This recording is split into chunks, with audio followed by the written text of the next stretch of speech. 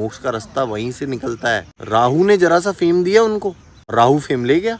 हर जगह अपना ईगो नहीं दिखाना होता है।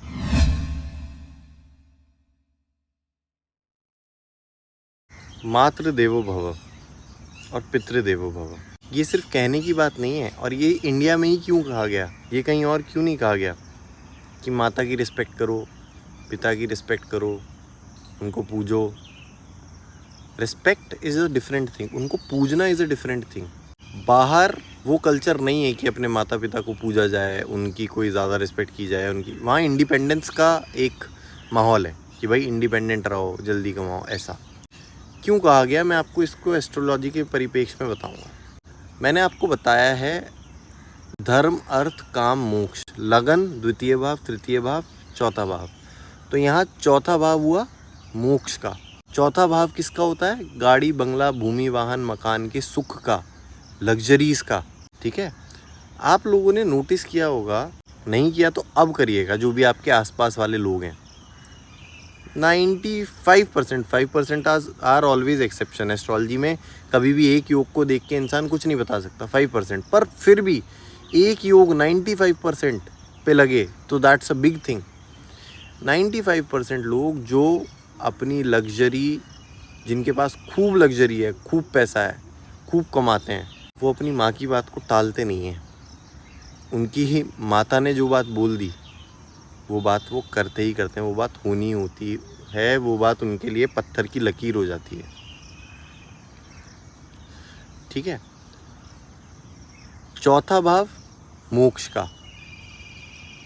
तो जिनको भी हायर सेल्फ से अटैच होना है, कांटेक्ट करना है, या फिर मोक्ष चाहिए, उनको भी मातृ पूजा सबसे ज़्यादा ज़रूरी होती है। चौथा भाव आपके पहले गुरु का स्थान होता है। पहला गुरु कौन होती है? माता। तो जब आप अपने चौथे भाव को या अपनी माता को रिस्पेक्ट देते हो, भले ही वो उनका नेचर रिस्पेक्ट देने वाला है नहीं। अब ऐसा नहीं होता कि हर किसी की माता बहुत अच्छी होती है, दैट्स अ डिफरेंट थिंग। अब आपने वो देखा होगा IIT बाबा की मेरी माता मम्मी ऐसी है, मेरे पापा ऐसे हैं, आपने देखा होगा। उससे प्रॉब्लम नहीं है कि उनके माता पिता बुरे हैं, होंगे, उसमें कोई डाउट नहीं है। पर उनका ये कहना अपने मुंह से, और उनका कहना कि मैं भस्म कर दूंगा या मैं ख़त्म कर दूंगा इनको, इनके विनाश के लिए पैदा हुआ हूँ, वो गलत है। वो ये चीज़ें करके आपने देखा वो कैसे उभरे, कैसे ख़त्म हुए। क्यों? ना तो सूर्य बैलेंस्ड है, ना चंद्रमा बैलेंस्ड है। सूर्य फेम का कारक होता है, राहु ने जरा सा फेम दिया उनको और राहु फेम ले गया। ऐसे ही करता है राहु। अगर आपकी आत्मा में शक्ति नहीं है, आपके मन में ताकत नहीं है, आत्मा मतलब सूर्य मतलब पिता,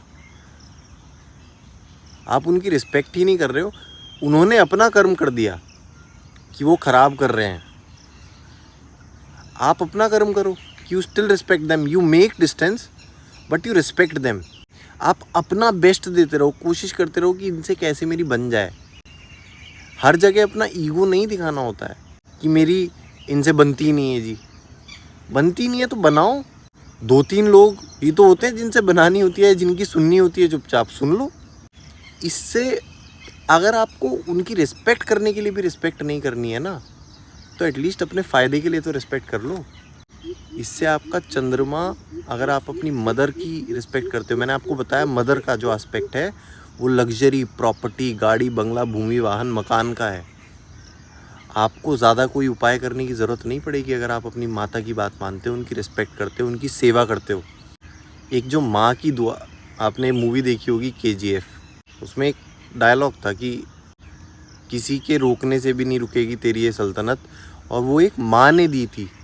अगर आपकी माँ नहीं है, या फॉर एग्ज़ाम्पल डिमाइस हो गया है, या फिर आपकी अपनी माँ से नहीं बनती, तो एटलीस्ट अपनी माता तुल्य जो बाकी स्त्रियां हैं उनकी सेवा करो, तो भी आपको वही फल मिलेगा। ठीक है, पर सेवा करना ज़रूरी है अपने चौथे भाव को बलि करने के लिए। चौथा भाव मैंने बताया मोक्ष का भाव है। मोक्ष का रास्ता वहीं से निकलता है, दुआ का रास्ता वहीं से निकलता है। अब ये मैंने बताया आपको लग्जरी के परिप्रेक्ष्य में। अब मैं आपको पिता का रोल बताऊँ तो लाइफ में किसी ने भी अगर कुछ बड़ा किया है, बड़ा एज इन पावर के परिपेक्ष में, पैसे के परिपेक्ष में नहीं, पावर के परिपेक्ष में अगर किसी ने बड़ा किया है तो 95% वो अपना पितृ भक्त होता है, अपने पिता का भक्त होता है। वो जो पिता कह देते हैं वही बात मानता है, अपने पिता की बात भी नहीं मानता तो पूरी रिस्पेक्ट करता है। क्यों? क्योंकि 9वां भाव और 10वां भाव दोनों पिता के। 10वां भाव मतलब मान, प्रतिष्ठा, पावर, पोस्ट, सत्ता। 9वां भाव आपकी किस्मत, आपका धर्म। जिसको भी पिता और माता का डिफरेंस देखना है, आप राम और कृष्ण का डिफरेंस देखो। ऐसा नहीं मैं कह रहा कि राम मातृभक्त नहीं थे, पर किसके कहने पे वो गए, किसकी इज्जत पे बात आ रही थी तो वो गए वनवास? अपने पिता की। अपनी पिता की बात को टाला नहीं उन्होंने कि ये तो बेकार है, इन्होंने मेरे त्याग दिया, परित्याग कर दिया, बेकार। मैंने आपको पहले भी बताया है कि राम को अगर देखना है तो आपको रूथलेस पावर जिसका कोई कुछ नहीं कर सकता, pure shrewd power, brutal strength power, वो अपने आपको राम जी से देखना है। और on the other hand Shri Krishna, ऐसा नहीं है कि वो पितृभक्त नहीं थे, पर किसके परिपेक्ष में याद करते हैं हम उनको? यशोमती मैया से बोले नंद लाला, यशोदा अपनी माँ, मातृभक्त थे वो, माता के लाडले थे। तो इन दोनों में डिफरेंस देखो, ठीक है। अब अच्छा राजा किसको कहा गया? श्री कृष्ण को नहीं कहा गया। मैं डाउनग्रेड नहीं कर रहा, पर अच्छा राजा श्री राम को, आदर्श राजा श्री राम को कहा गया। क्यों? क्योंकि 10वां भाव प्रबल, पितृपक्ष प्रबल।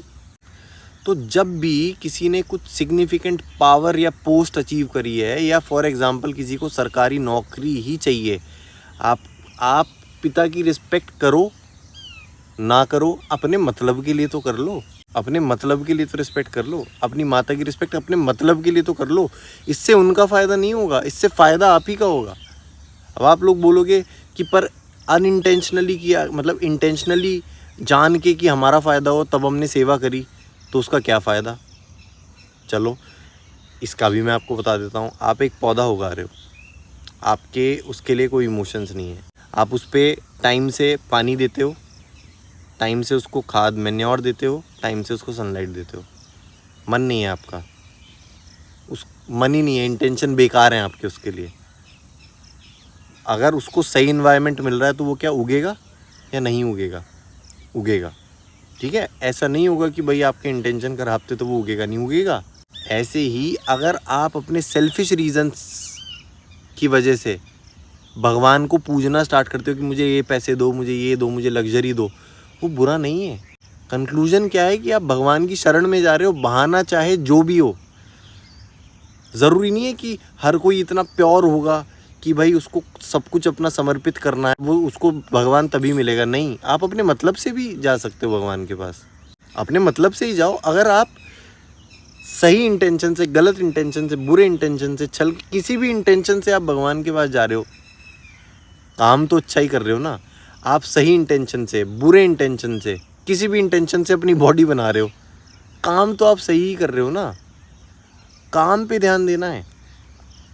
इससे क्या होगा, आप जाओगे तो अपने मतलब के लिए, आप जाओगे अपने माता पिता की सेवा करने अपने मतलब के लिए, ताकि आपको पावर मिले। फॉर एग्जांपल किसी सरकारी नौकरी चाहिए, पिता की नो डाउट उसको सेवा करनी पड़ेगी, नहीं तो जीवन में सरकारी नौकरी नहीं मिलेगी, या पोस्ट नहीं मिलेगी, पावर नहीं मिलेगी, ठीक है। तो जा भले ही अपने मतलब के लिए रहे हो, पर ओवर टाइम आपको ये रियलाइज़ हो जाएगा कि यार ये तो मतलब I was missing the whole point of my life, ये तो मैं मिस कर रहा था सब कुछ। यही तो है माता की रिस्पेक्ट, पिता की रिस्पेक्ट, मुझे तो सब कुछ इसी से मिल गया। और जब आपको ये रियलाइज़ होगा कि मेरे को मिल गया, तब आपके वो जो इंटेंशन जो पहले गलत थे, सेल्फिश थे, वो इंटेंशन भी चेंज हो जाएंगे। पर आप सही काम तो करना शुरू करो, आप सुनना तो शुरू करो। बर्दाश्त, सूर्य का जो, पिता का सूर्य का जो तप सह लेता है, उसको और किसी का तप सहने की ज़रूरत नहीं पड़ती है। सूर्य का तप, वो जो तप होता है वो सहन तो करके देखो एक बार। माता की जो शीतलता है उसको अपने अंदर लेके तो देखो एक बार। वो चाहे कितने भी बुरे हों, कितने भी बुरे हों, इर्रिस्पेक्टिव, बहुत चीज़ें आएंगी, कमेंट्स आएंगे मेरे पास, कितने भी बुरे हों, आपका इंटेंशन सेल्फिश इंटेंशन है कि भाई मुझे गाड़ी बंगला भूमिवान मकान का सुख चाहिए और मुझे पावर चाहिए, इसीलिए मैं कर रहा हूँ। अंदर आपको ये पता रखना है कि ठीक है मैं इसीलिए कर रहा हूँ, भले ही उसी लिए करो, कोई मतलब नहीं है उस बात से। अगर आप सही राह पे चलते हो, गलत इंटेंशन के साथ भी, बेमन के भी, तो भी आप उसी रास्ते पे पहुँचते हो। तो जो इंटेंशंस की बात करते हैं ना कि भाई भगवान को सब पता है कि हम किस इंटेंशन से सेवा कर रहे हैं, तो भगवान को ये भी तो पता है कि सेवा कर रहे हो। इंटेंशंस बाद में अपने आप सही हो जाते हैं। हमको छोटी छोटी चीज़ों पे इतना ध्यान नहीं देना जितना बड़े गोल पे पहले ध्यान देना है। बड़े गोल पे कि मेरा बड़ा गोल क्या है। मेरा बड़ा गोल है कि मुझे अपना फ़ायदा चाहिए, अपना फ़ायदा चाहिए तो मैं ये करूँगा। जब आप ये करोगे, उस चीज़ को करते करते लगातार आपको ये रियलाइज़ होगा कि नहीं, ये मेरे माता पिता हैं। आपके वो इमोशन सब, वो भाव, वो सब जाग जाएंगे। और आप देख लीजिएगा, मातृभक्त और पितृभक्त कभी भी किसी फील्ड में डिफीट नहीं होते। क्यों? क्योंकि चौथा भाव गाड़ी बंगला भूमिवान मकान का सुख, चंद्रमा आपका मन, दोनों माता का कारक, ये दोनों चीज़ें आपको मिल गई। नौवां भाव पिता का, लक का, धर्म का, आशीर्वाद का, आशीर्वाद आपको मिल गया। दशम भाव पद प्रतिष्ठा का, मान सम्मान का, वो आपको मिल गया। सूर्य आपकी आत्मा का, आपकी आत्मा शुद्ध हो गई, सब कुछ हो गया सिर्फ माता पिता की सेवा से। तो वीडियो लंबी हो गई है, पर आप लोगों को ये समझाना ज़रूरी था।